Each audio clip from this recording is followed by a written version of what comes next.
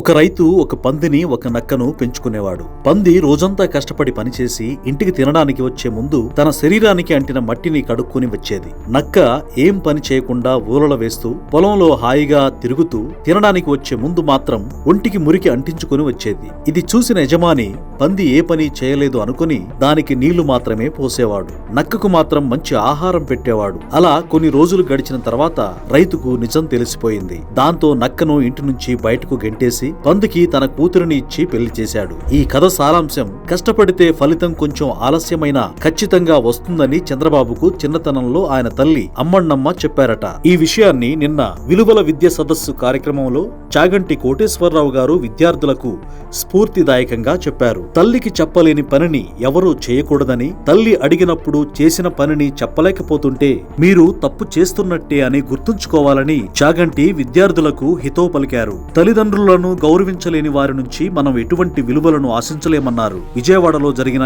ఈ కార్యక్రమంలో విద్యాశాఖ మంత్రి లోకేష్ కూడా పాల్గొన్నారు. అయితే ఈ కథను చంద్రబాబు తల్లికి జేజే తండ్రికి జేజే గురువుకు జేజే అనే పుస్తకంలో ఒక వ్యాసం రూపంలో రాశారు. అప్పట్నుంచే ఆయన కష్టపడడం అనేది ఒక అలవాటుగా మార్చుకున్నట్లుగా, ఏ పనినైనా ఇష్టంగా చేస్తున్నట్లుగా అందులో పేర్కొన్నారు.